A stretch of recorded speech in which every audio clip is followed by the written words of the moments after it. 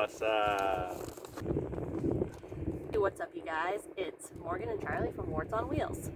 This morning we thought we could make a video of our top 5 must-haves of equipment that you need when you're a first-time RVer.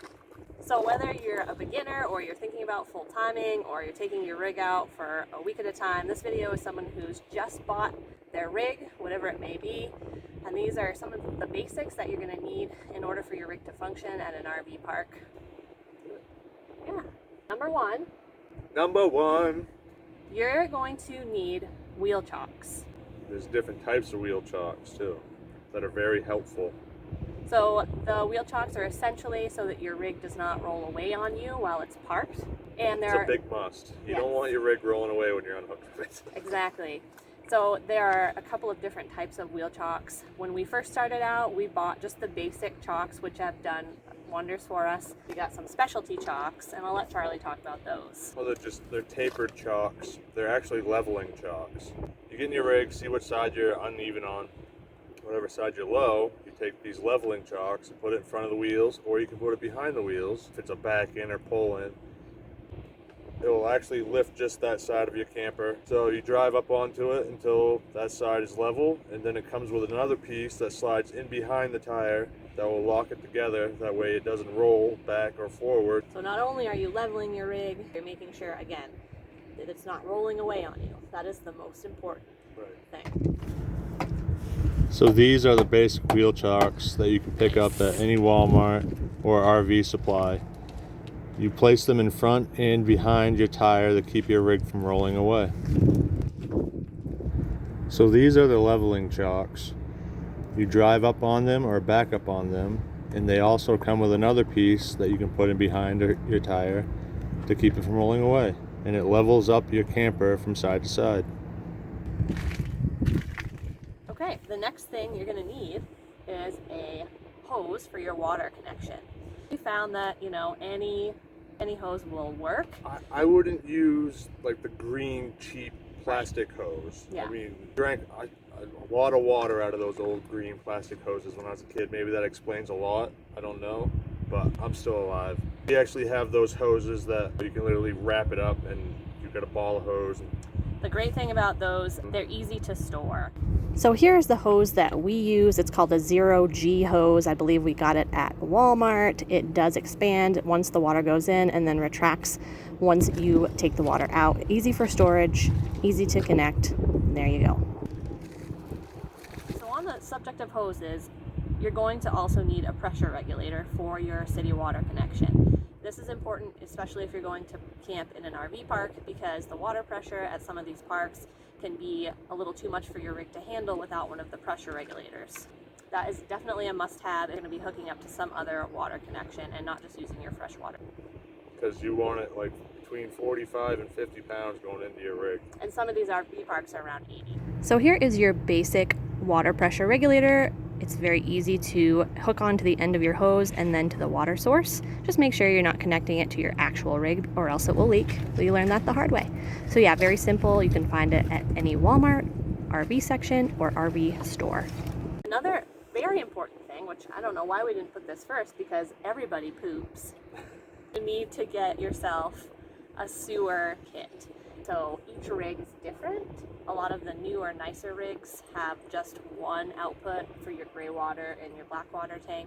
For our rig, we have 2 outputs, one for gray water and one for black water. And so you need to have 2 connections to have 2 hoses that go into your black water, your gray water tank, and then Y pipe that hooks piece. it together, and then one. Yep, that goes into the septic. You get 2 connections, a single piece hose that goes into your sewer connection, and these little things called side winders, which help kind of slope the hose into the septic system. Keeps the hose up off the ground. It gives it an angle so everything slides. Before we had those, we used 2x4s. Yeah.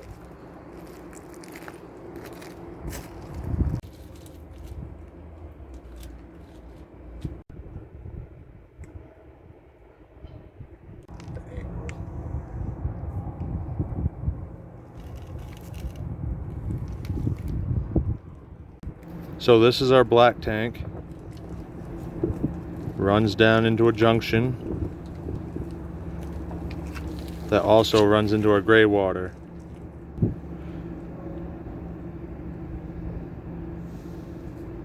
So from that point, everything runs down into the septic tank through this one last hose. Make sure you screw that on tight so it doesn't come off.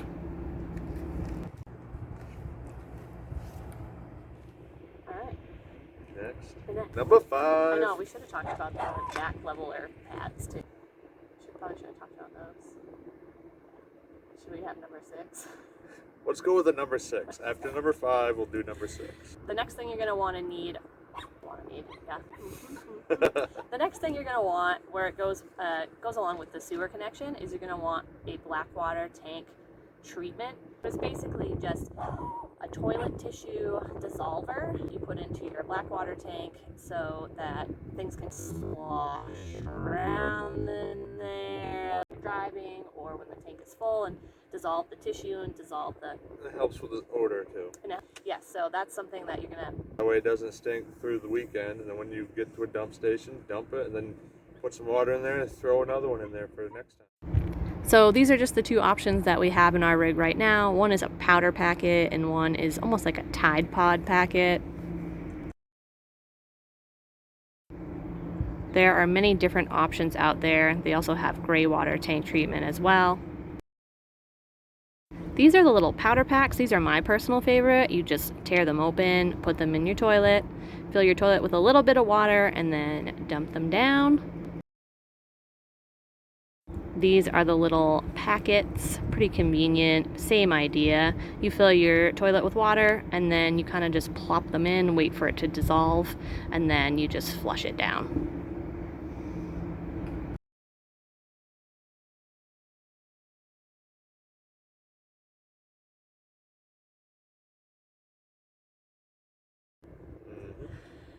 So, number 6, Yeah. which we kind of forgot we should probably talk about. There's a lot of things to talk about when you live in a camper.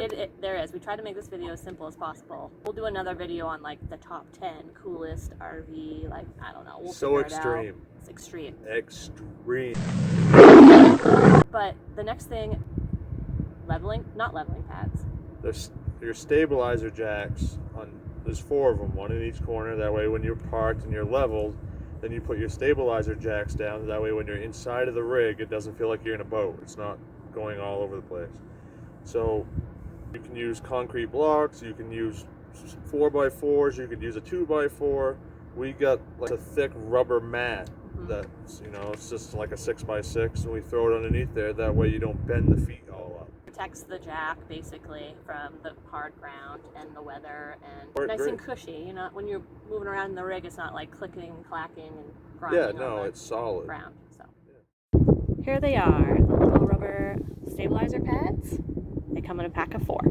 So that actually does it for the top 6 things that you absolutely need to purchase after you buy your rig, whether you're taking it out for a weekend, you're taking it out for a week or 2 at a time, or if you plan on living in it full time. Can I do the hand thing? Sure. Here.